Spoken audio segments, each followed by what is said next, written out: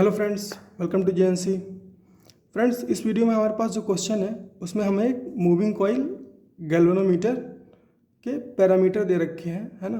दो moving coil galvanometer के parameter दे रखे हैं, M1 और M2। तो फ्रेंड्स, मैं थोड़ा सा पहले मूविंग कॉइल गैल्वेनोमीटर के बारे में बता दूं। मूविंग कॉइल गैल्वेनोमीटर के बारे में थोड़ा सा बता दूं ताकि आप इन पैरामीटर के मायने समझ सको, नहीं तो फिर आपको ये केवल फार्मूला बेस्ड क्वेश्चन लगेगा।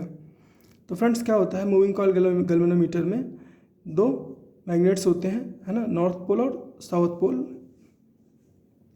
और उनके बीच में एक कॉइल को रखा जाता है।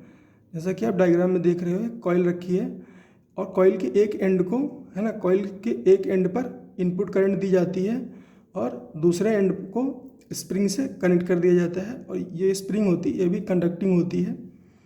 कंडक्टिंग होती है। फिर इसको ग्राउंड पे ले लेते हैं।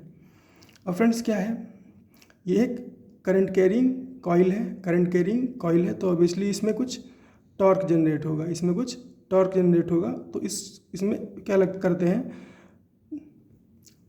इसके टॉर्क की वजह से, है ना, एक निडल को, है ना, मूव कराते हैं और वो निडल जो है हमें बताती है, और वो निडल पे रीडिंग लिख रखी होती है।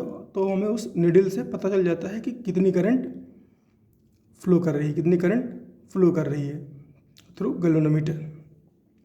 यही कॉन्सेप्ट है फ्रेंड्स। तो फ्रेंड्स, इस जो कॉइल में टर्न होते हैं उसको एन से रिप्रेजेंट किया जाता है। ये जो मैग्नेटिक फील्ड है, ये जो मैग्नेटिक फील्ड एन और एस के बीच में है, उसको बी से रिप्रेजेंट करते हैं। इस कॉइल का जो एरिया है उसको ए से रिप्रेजेंट करते हैं। इस जो स्प्रिंग है ना, उसका रिस्टोरेशन कोएफिशिएंट होता है। रिस्टोरेशन कोएफिशिएंट का मतलब क्या हुआ फ्रेंड्स, जब करंट फ्लो करेगी तो टॉर्क बढ़ेगा, है ना, टॉर्क बढ़ेगा तो स्प्रिंग क्या करेगी, स्प्रिंग स्ट्रेच होगी। फिर जब करंट घटेगा तो टॉर्क कम होगा। तो कितना जल्दी स्प्रिंग, है ना, रिस्टोर कर लेती है खुद को, वो हमें रिस्टोरेशन कोएफिशिएंट से पता चलता है। तो स्प्रिंग में यहाँ पे, है ना, स्प्रिंग के लिए यहाँ पर रिस्टोरेशन कोएफिशिएंट ही सब कुछ होता है। तो बेसिकली हमें ये चार पैरामीटर समझ में आने चाहिए कि क्या है ना। बेसिकली हमें ये चार पैरामीटर समझ में आने चाहिए कि क्या है। तो फ्रेंड्स, यहाँ पर हमें दे रखा है ना, यहाँ पे हमें दे रखा है कि जो N1 है ना, number of turns in moving coil galvanometer 1, वो 30 है। उसका जो रेजिस्टेंस है कॉइल का वो 10 ओम है। एरिया 3.6 × 10⁻³ मीटर स्क्वायर है और जो मैग्नेटिक फील्ड है वो 0.25 टेस्ला है। इसी तरह से गैल्वेनोमीटर 2 में नंबर ऑफ टर्न्स कितने हैं, 42, resistance 14 ohm, area 3.6 × 10⁻² metre square, magnetic field 0.25 tesla.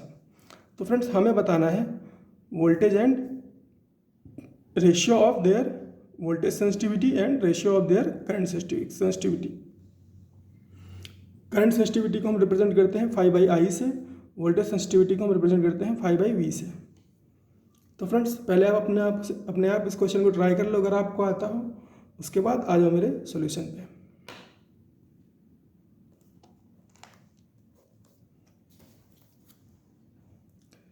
तो फ्रेंड्स, बात करें अगर इसके सॉल्यूशन की, तो सॉल्यूशन तो फ्रेंड्स इसका बहुत सिंपल है। अगर आपको फार्मूला पता है तो इसका सॉल्यूशन बहुत सिंपल है। तो फ्रेंड्स, जो करंट सेंसिटिविटी होती है वो होती है 5/I, है ना, और उसका फार्मूला होता है NAB/C। N क्या है, नंबर ऑफ टर्न्स, A क्या है, एरिया, B क्या है, मैग्नेटिक फील्ड, C क्या है, रिस्टोरेशन कोएफिशिएंट ऑफ स्प्रिंग। इसी तरह से वोल्टेज सेंसिटिविटी होती है NAB/CR। वोल्टेज करंट सेंसिटिविटी को अगर हम रेजिस्टेंस से डिवाइड कर दें तो वोल्टेज सेंसिटिविटी मिल जाती है। तो बेसिकली आपको ये फॉर्मूला याद रखना है, बाकी कुछ नहीं याद रखना है। और अगर आपको थोड़ी बहुत इमेज दिमाग में बनी हुई है ना, गैल्वेनोमीटर की, तो आप करंट सेंसिटिविटी भी कैलकुलेट कर सकते हो तुरंत। तो यहाँ पे फिलहाल अपने को 5/i2 डिवाइड बाई 5/i1 चाहिए। तो क्या हो जाएगा फ्रेंड्स, क्योंकि यहाँ पर रिस्टोरेशन कोएफिशिएंट की कोई बात नहीं की गई है, तो हम मान लेंगे कि दोनों के लिए रिस्टोरेशन कोएफिशिएंट जो है वो सेम है। तो 5/i लिखते हैं 2 के लिए, तो क्या हो जाएगा N2A2B2 डिवाइड बाई C, और इसी तरह से रेशियो में N1A1B1 डिवाइड बाई C। अब N2 की वैल्यू कितनी है 42 है ना, N2 की वैल्यू क्या है 42, एरिया 3.6 10⁻23 और मैग्नेटिक फील्ड 0.25 टेस्ला। N1 की वैल्यू कितनी है 30 और एरिया कितना है M1 के लिए एरिया है 3.6 10⁻³ और मैग्नेटिक फील्ड कितनी है 0.25 टेस्ला।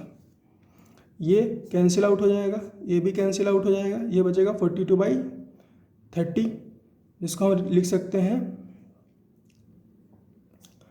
10 3 टाइम्स में कैंसिल आउट कर देगा, 14 3 टाइम्स में कैंसिल आउट कर देगा, तो 14/10 है ना, इसको हम क्या बोलेंगे 1.4। ये तो हो गई करंट सेंसिटिविटी का रेशियो। अब वोल्टेज सेंसिटिविटी का रेशियो कैलकुलेट कर लेते हैं। तो voltage sensitivity 2 divide by voltage sensitivity 1 equal to 5/V2 divide by 5/V1 equal to N2A2B2 divide by CR2 divide by N1A1B1 divide by CR1। Values put कर लेते हैं। तो N2 की वैल्यू है 42, एरिया 3.6 10⁻³ और मैग्नेटिक फील्ड 0.25, और नीचे में आ जाओ N1 30, एरिया 3.6 10⁻³ और मैग्नेटिक फील्ड 0.25, और ये क्या है R2/R1 है ना, ये R2 को नीचे ले गए और R1 को ऊपर ले गए, तो R1/R2। इसको आप कैलकुलेट करोगे तो ये 0.25 से 0.25 गया, 3.6 से 3.6 गया, ये बचा 42/30 इंटू 10/14, 42/30 10/14, ये है 14, ये है 10, तो 10 से 10 कैंसिल आउट हो गया, 14 से 14 कैंसिल आउट हो गया, आंसर आ गया 1। तो इस तरह से वोल्टेज सेंसिटिविटी और करंट सेंसिटिविटी का यूज़ करके हमने उनका रेशियो कैलकुलेट कर लिया। और फ्रेंड्स आई होप मैंने आपको मूविंग कॉइल गैल्वेनोमीटर के बारे में काफ़ी कुछ सिखा दिया। मिलते हैं फ्रेंड्स नेक्स्ट क्वेश्चन में।